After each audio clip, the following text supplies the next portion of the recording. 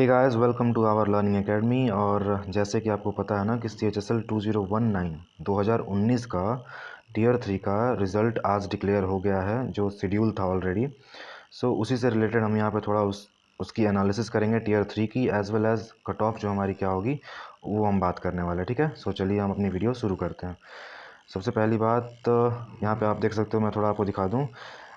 Total यहाँ पे जब आप रिज़ल्ट डाउनलोड करोगे ना, तो उनकी जो PDF है, SSC की साइट की जो PDF है, वो उसमें 262 पेजेज हैं।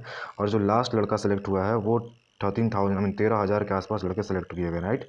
अब इसमें एक और चीज़ ध्यान देने वाली है कि यहाँ पे जो लड़के सेलेक्ट किए गए हैं ना, ये जो यहाँ पे रोल नंबर वाइज यहाँ पे जो उनका नाम यहाँ पे मेंशन है, इससे कोई भी ये इंटरप्रेट मत कर लेना कि यही उनका रैंक है और नर्वस हो जाए। नहीं, ये रोल नंबर वाइज है, ये चीज़ मैं पहले क्लियर कर दे रहा हूँ। दूसरी बात कि जो भी लड़के सेलेक्ट हुए हैं उनको कॉन्ग्रेचुलेसन, और जो नहीं सेलेक्ट हुए हैं उनको उदास होने की आवश्यकता बिल्कुल नहीं है। और आप यहाँ देखेंगे ना, जैसे कि आपको पता होगा ऑलरेडी कि जो टीयर 2 था वो ऑलमोस्ट 28,000 लड़के पास किए थे। उसके बाद शायद 9,000 लड़के जो हैं उसमें टीयर 3 का एग्ज़ाम ही देने नहीं गए थे। और उसके बाद अभी अगर आप देखोगे, 1.5 साल लगभग टाइम मिला है, 1 साल से ज़्यादा ही टाइम था। फिर टाइपिंग हुई और टाइपिंग के बाद ऑलमोस्ट 13,000 लड़के बचे। इसका मतलब ये कि आराम से 6-7 हज़ार लड़के बाहर हो गए हैं। और ये आप मतलब मुझे जो लगता है ना, इसके पीछे कारण क्या है।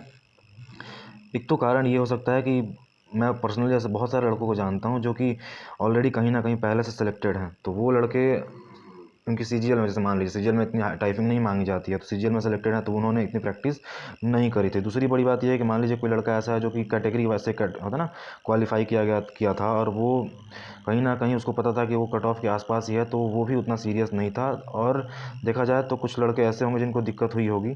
तो ये कुछ लड़के हैं जो बाहर, मतलब ये कारण हो सकता है बाहर होने का। और फिर भी अगर देखा जाए 1.5 साल टाइम मिला था, उसके हिसाब से 6,000 लड़के अभी भी टाइपिंग में अगर बाहर हो गए हैं तो ये बड़ी बात है। ये कहीं ना कहीं ये काफ़ी सोचने वाली बात है, क्योंकि ये नंबर ज़्यादा है उस हिसाब से देखा जाए तो।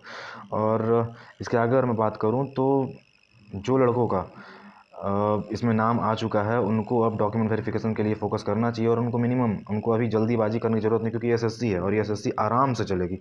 आपको एक बात बता दूँ, SSC बहुत आराम से जाएगी और आराम से आपको 1 महीने से पहले कुछ भी सुनने को ऐसा नहीं मिलने वाला कि डॉक्यूमेंट वेरिफिकेशन हो, चाहे जो भी। पहले तो नोटिस आएगा। और एक बात और जो सबसे इंपॉर्टेंट है वो ये है कि अभी 2-4 दिन के अंदर में पता चलेगा कि जैसे बहुत सारे लड़कों को रिजल्ट नहीं आया तो कोई केस तो नहीं हुआ। जैसे ही कोई केस फाइल होगा तो इससे पता चलेगा कि बहुत सारे लोगों का ऐसा होता है ना कि कीबोर्ड काम नहीं करता और जब फेल हो जाते हैं तो वो उसके बाद केस वेस करते हैं। तो इसके बाद ये जैसे 2018 का जो था वो आफ्टर टाइपिंग ही था जिसका उन्होंने केस फाइल किया था। तो ये चीज़ें पता चलेंगी।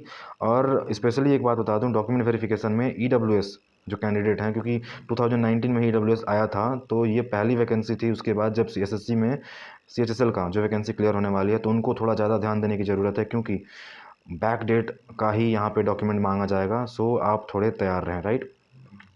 अब थोड़ी मैं कट ऑफ की बात कर लेता हूँ। कट ऑफ जैसे मैं बताया था ना, ऑलमोस्ट 4800 के आसपास वैकेंसीज है। और इस बार BRO और DEO की वैकेंसी नहीं है, ठीक है, जिसकी वजह से थोड़ी सी वैकेंसी घटी हुई है। और अभी जो मैं बता दूं, मैंने पहले भी बताया था, बहुत सारे लोग नहीं मानते हैं, मैं उनको बार बार समझाना पड़ता है मुझे।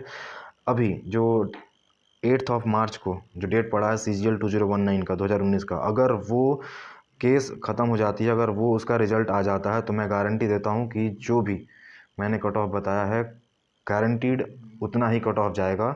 और एक और जैसे CPO 2019 की वैकेंसी जो है, इसकी जो अगर फाइनल कट ऑफ आ जाती है, और एक और क्योंकि IB जो वैकेंसी है ये भी, इसमें भी 2000 वैकेंसी जो ऑलमोस्ट, तो ये भी इसमें टाइम लगेगा। बट अगर ये चीज़ें पहले, इसके डॉक्यूमेंट वेरिफिकेशन से पहले अगर ये क्लियर हो जाते हैं, तो कट ऑफ गिरेगी और ये डेफिनेट गिरने ही वाली है, राइट। सो थोड़ा आप यहाँ पर देख सकते हैं, टीयर 2 का जो कट ऑफ था वो यहाँ पे ऐसे है कुछ, ठीक है। टीयर 2 के बाद की जो ये कट ऑफ है, फाइनली जो मेरा कट ऑफ है इस बार का, वो आप देख सकते हो। जो UR है, और आपको ये बात मानना होगा, कारण ये है कि ऑलरेडी आप देख सकते हो ना कि 2:1 का रेशियो है सिर्फ। ऑलमोस्ट देखा जाए तो 2 टाइम्स के आसपास ही ये रेशियो है। और बहुत सारे ऐसे भी लड़के हैं जो कि इस टाइम में बहुत सारी जो वैकेंसीज क्लियर हुई है ना, उनमें वो ज्वाइन ले चुके हैं ऑलरेडी। तो एक तो, और उसके बाद अगर CGL क्लियर हो जाता है, तो आप जान लो कि ये कट ऑफ जो मैंने यहाँ बताया है UR का, ये मैक्सिमम है।